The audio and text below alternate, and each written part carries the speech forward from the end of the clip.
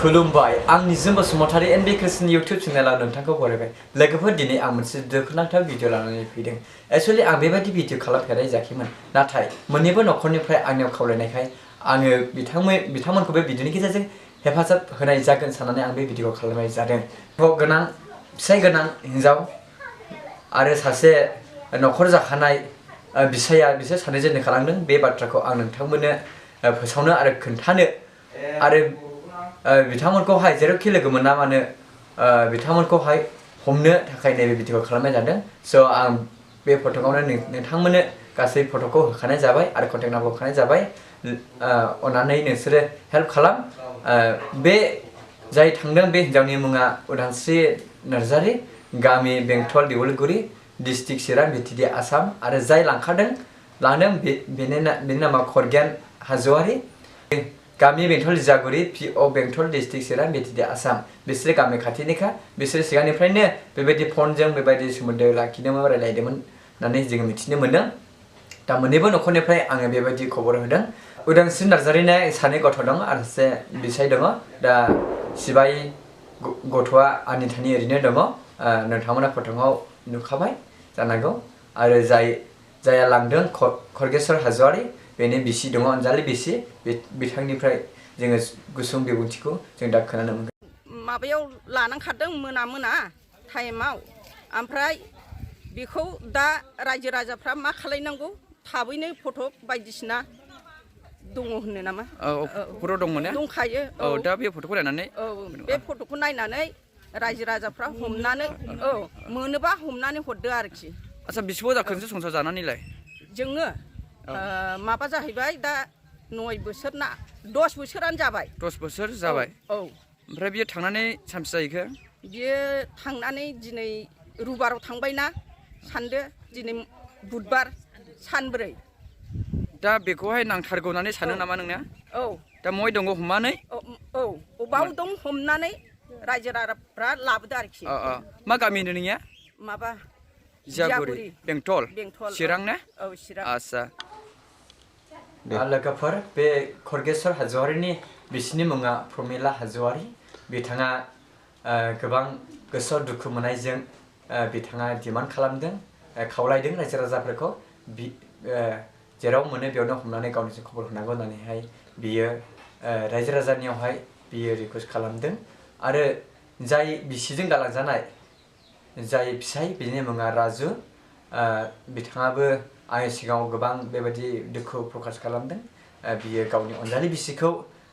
जुदियो बे नागारलांजादोंब्लाबो बे गोसोआव गोबां साननायजों आरो गोबां मोनसे हप आसा मिजिं खालामदों दि बियो गावनि अनजालि बिसिया जुदि फैफिनोब्ला बियो अजदफिनगोन होननानै बियो रिकुवेस्ट खालामदों बेखायनो बियो गावनि अनजालि बिसिखौ नांथारगौ होननानै आंनिसिम बिथाङा मिथिहरदों बेखायनो अननानै जों बिथांमोनखौ हागौमानि जों हेफाजाब खालामि आरो उन्दै गथ'फोर दङ 7 बोसोर बैसोनि हौवासा आरो 4 बोसोर बैसोनि हिनजावसा गथ' दङ उदांस्रि नार्जारीहा दा बे गथ'फ्रा गोबां आलाय सिलाय जानानै दङ दिनैसिम थानानै सानथामसो जानानै थांबाय सिगांहाय बियो गुबुनावहाय आलासि जानो थांदों होननानै बुंदोंमोन नाथाय दिनै फुङावहाय बियो स्रा मिथिबाय बियो गुबुन जायगायाव दङ थांबाय दा अबेहाय थांदों जों बेखौ जेबो मिथिनाय जायाखै बेखायनो बबेबाफोर जुदि बबेबा जायगाफ्राव जुदि नुयोब्ला अननानै फनजों खोन्थाहरनो थाखाय खावलायहरनाय जाबाय खरगेस्वर हाज'वारिनि बिसियाबो दिनैहाय गावनि आंगो बिसायखौ मोनफिननो थाखायहाय खावलायदों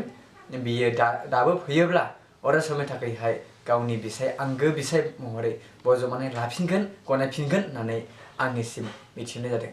लोगोफोर बे भिडिअनि गेजेरजों जोङो हागौमानि जोङो हेफाजाब होनो आरो सहाय खालामनो आरो जोङो गावजों गाव बेबायदि मदद सहायनि गेजेरजोंहाय जोङो सासेनि दुखुखौ सासेनि मोदै गनायखौ जोङो हेफाजाब होनाय आरो हुगारलायनाय जोंनि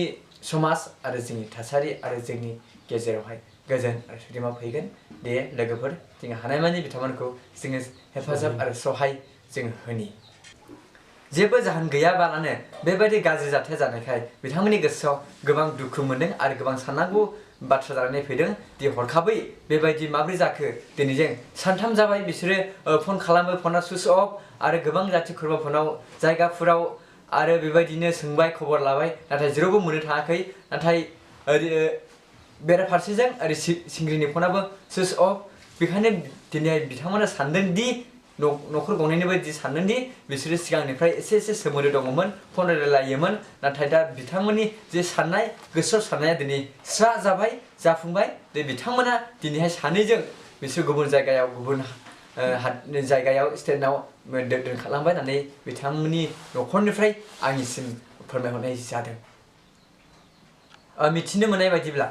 खरगेश्वर हाज'वारि आरो उदांस्रि नार्जारिनि गंनैबो न'खराव जेबो नांलाय खमलाय जेबो जायाखैमोन नाथाय बिसि फिसायनि गेजेराव ओरैनो मोजां सोमोन्दो सोलिगासिनो दंमोन नांलाय खमलाय जेबो जायाखैमोन बिसोरनि गेजेराव नांलाय खमलाय जायाखैमोन होननानै मिथिनो मोनदों। दा बिथांमोना सानदों जोंनि गेजेराव एसे सान्थि न'खर जों सोलिगासिनो दंमोन अब्लाबो माबोरै बेबायदि गाज्रि जाथाया जाखो माबोरै हरखाबै रावबो मिथिलायै बेबायदि बिसोर सानैनि गेजेरावहाय बेबायदि गुबुन जायगायाव दोनखारलांनाय जाखो बेखौ गंनैबो न'खरनिफ्राय गालांजानाय उदांस्रि नार्जारिनि बिसाय आरो खरगेश्वर हाज'वारिनि बिहि बिसोर सानैबो आंनि सिगाङाव फैनानै बेबायदि फोरमायदों दि बिसोरनि गेजेराव जेबो नांलाय खमलाय जायाखैमोन आरो बेबायदि जाथाया माबोरै जाखो होननानै बिसोरो सानदों। रायजो राजाफोरनिसिम आङो रिकुवेस्ट खालामदों अन्नानै बिथांमोनखौ जोङो डाइरेक्ट नङाबा इनडाइरेक्टयै जोङो हेल्प खालामनो गोनां बिथांमोनखौहाय बबेबा लामा दथा बा बबेबा जायगायाव ओनसोलाव नुयोब्ला अन्नानै जेन' जोङो खबर हरनो बेखौ आङो खावलायनाय जाबाय। जोङो मानसि जानानै गावजों गाव जों हेफाजाब होलायनाय होयोदि नोंथांमोना बबेबाफोर नुयोब्ला अन्नानै जगाजग खालामनो सहाय होलायनाय मदद होलायनाया जोंनि थाखाय जोबोद गोनां। आं बेखौनो बे सर्ट भिडिअनि गेजेरजों नोंथांमोननो